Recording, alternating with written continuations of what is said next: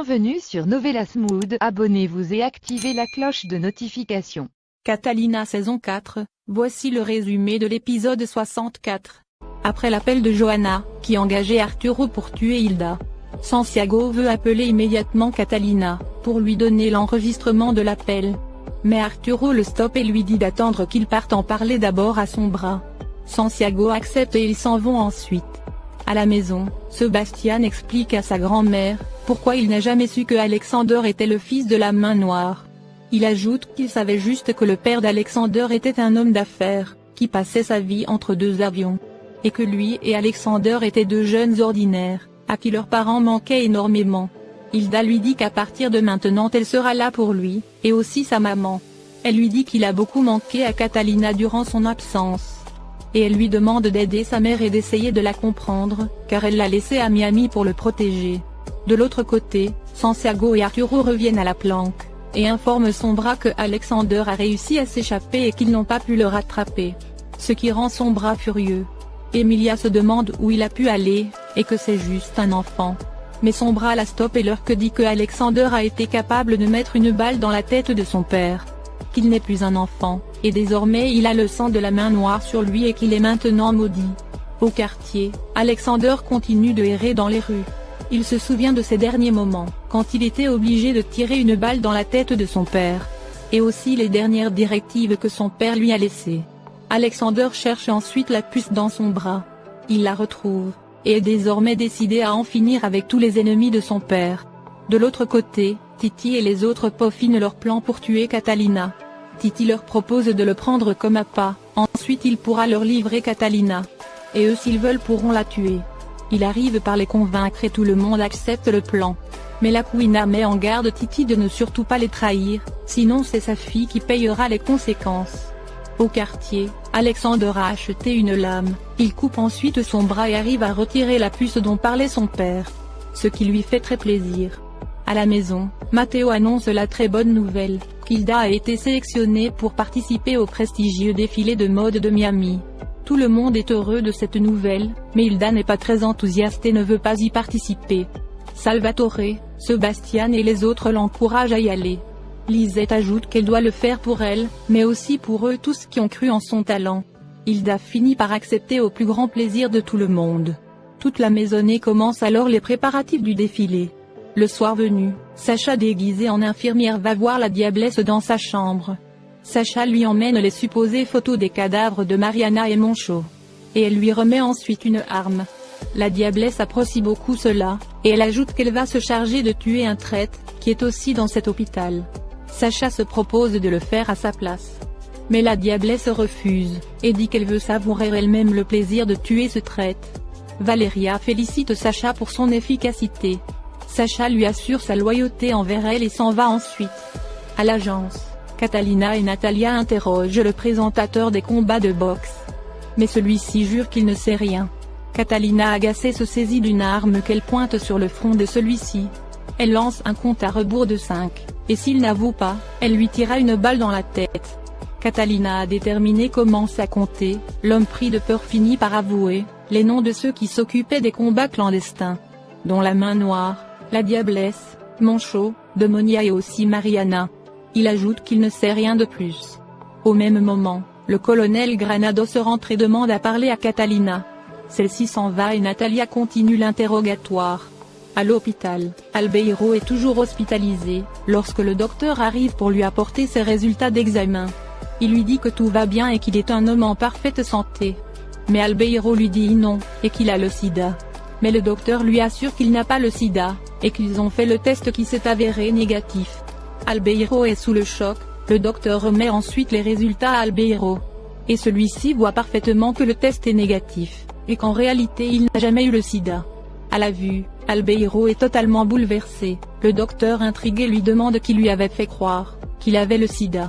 Albeiro comprend alors que la diablesse lui avait menti pour le manipuler. Albeiro remercie énormément le docteur qui vient ainsi de le délivrer et lui apporter de l'espoir.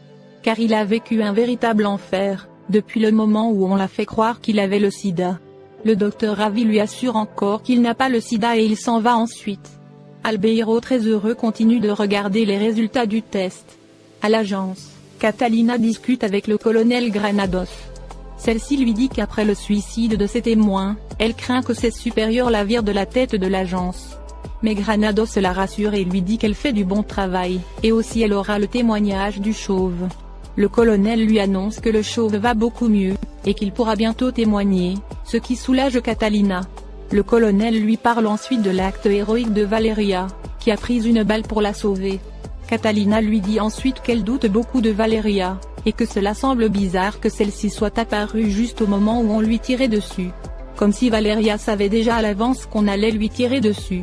À l'hôpital, la diablesse prend son arme et sort en douce de sa chambre. Elle se rend tranquillement dans la chambre du chauve. Celui-ci est endormi et la diablesse prend soin de le réveiller. Elle lui dit qu'il a osé la trahir et il sait très bien quel sort elle réserve aux personnes qui la trahissent. La diablesse pointe son arme sur lui. Le chauve lui dit qu'il savait très bien qu'elle allait venir. Mais avant, le chauve supplie la diablesse de ne pas tuer son fils Ivan. La diablesse lui donne ensuite rendez-vous en enfer et elle tire une balle dans la tête du chauve. Celui-ci meurt sur le coup, à la plus grande satisfaction de la diablesse. De l'autre côté, Vanessa est chez Marcella, qui viennent de coucher les enfants. Toutes les deux parlent à quel point les enfants ont été heureux de revoir leur père. Vanessa remercie Marcella pour tout ce qu'elle fait pour Albeiro. Marcella lui dit qu'elle le referait sans le citer, car Albeiro est quelqu'un de bien. Vanessa demande ensuite à Marcella si ça ne la dérange pas, de garder les deux enfants. Mais Marcella lui répond que non, et qu'elle le fait avec plaisir, car elle adore les enfants. Et elle dit à Vanessa qu'elle peut partir tranquillement. Vanessa la remercie beaucoup pour son aide et elle s'en va ensuite. Plusieurs mois sont passés, et beaucoup de choses ont changé. Rogelio dans son article essaie d'expliquer ce qui s'est passé ces derniers mois. En effet, Emilia après s'était déconvenue de voir comment Alexander s'est transformé en un véritable monstre. Emilia déçue a préféré partir avec son frère. Son bras, Santiago et Arturo sont restés en ville pour continuer le combat. Ils sont tous allés se réussir sur la tombe de Matteo. Soraya quant à elle, a décidé de partir pour essayer de reconstruire sa vie ailleurs. Le candidat Berrio a été élu président de la République de Colombie. Il s'est marié avec Valeria Montes, et elle est ainsi devenue la première dame de Colombie. À Bogota, Berrio qui est devenu président de la République est très heureux, il remercie sa femme Valeria pour son soutien. Nelly vient ensuite le prendre pour accomplir ses obligations. Valeria dit à Lucrecia qu'elles doivent essayer de s'entendre. Car elle est maintenant devenue la première dame, et qu'elles vont devoir travailler ensemble.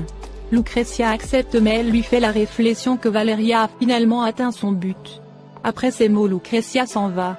L'attitude méfiante de Lucrecia rend la diablesse furieuse, qui dit qu'elle va trouver un moyen d'en finir avec Lucrecia, et la tuer le plus rapidement possible.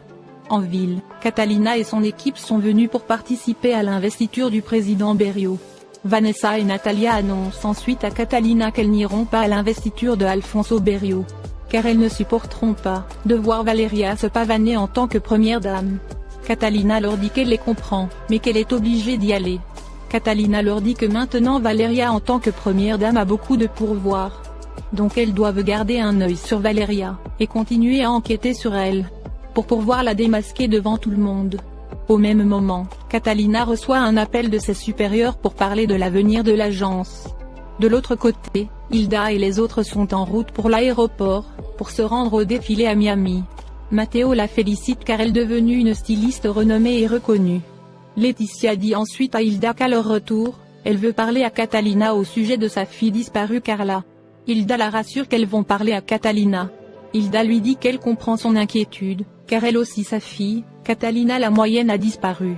Au même moment, des policiers sous les ordres du colonel Granados arrivent pour escorter Hilda à l'aéroport. Et ils s'en vont ensuite. Mais Johanna les suit en cachette. Johanna pleine de rage dit qu'ils n'arriveront pas à l'échapper et que, où qu'ils aillent, elle les rattrapera. Johanna jure de tuer Hilda coûte que coûte. Merci d'avoir regardé l'épisode. Dites-nous en commentaire ce que vous en avez pensé.